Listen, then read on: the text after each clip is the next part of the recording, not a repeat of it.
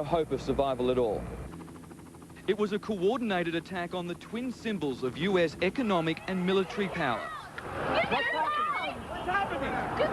At 8:45 a.m, American Airlines Flight 11 was flown into one of New York's World Trade Center towers, the hijacked 767 ripping a gaping hole. 18 minutes later, as the world watched live on television, a second jet swooped, United Airlines Flight 175. Oh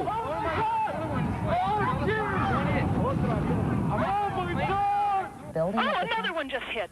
Something else just hit. A very large plane just flew directly over my building, and there's been another collision. Can you see it? I can see it on this shot. Dozens of cameras caught the terrifying moment. Yeah, the glass, just flames exploded out the front of the World Trade Center. Glass flew everywhere.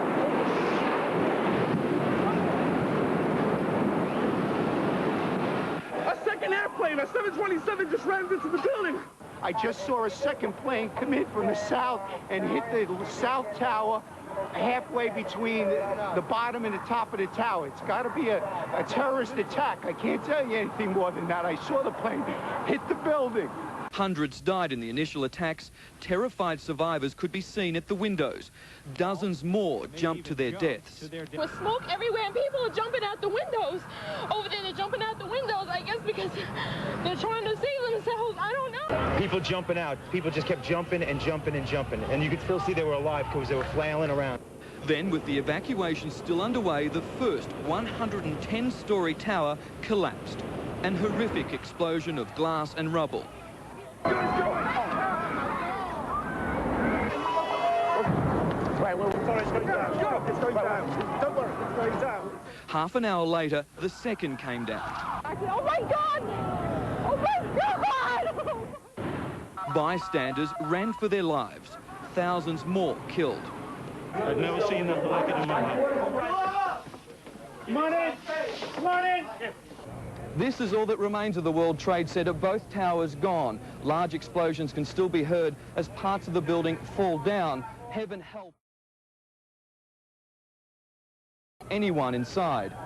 Among the casualties, 300 New York City firefighters, including the chief and his deputy, and at least 78 police officers, many killed after charging inside the burning buildings, bravely trying to evacuate survivors. They were caught when the buildings collapsed. I got trapped in there with another guy. Crawled out, kept getting hit in the head, had bags rolled around, finally we clawed our way out over the rubble. The police officer told everybody to form a human chain, and we held on to each other, and he flashed the light, and he directed us to Building 5, and we went out Building 5. Did you see people bleeding, and what did you see? Oh, everybody could see. Do you want blood? Here's blood. Everybody's bleeding. People are laying all over the floor. It's horrible. And I was there the first time, and this is twice. 10 hours later, a neighbouring 47-story building crumbled.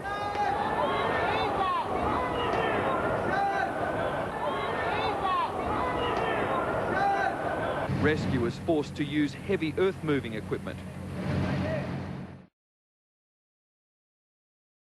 York.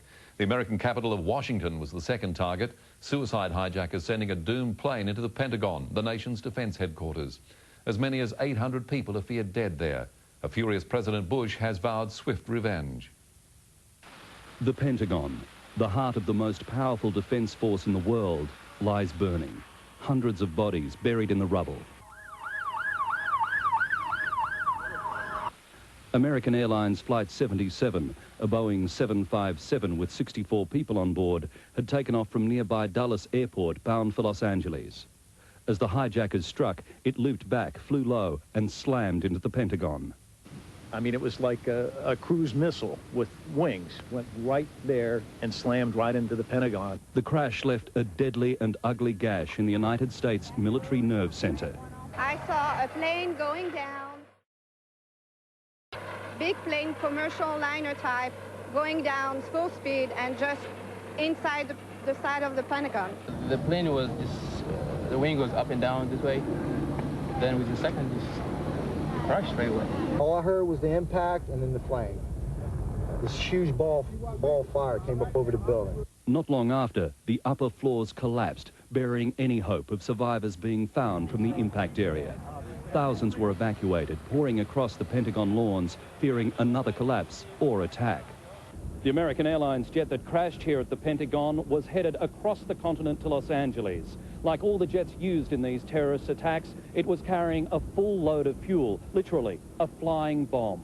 Washington took on the appearance of a war zone. Key buildings were cleared as rescue workers sifted through the devastated site in a vain search for survivors.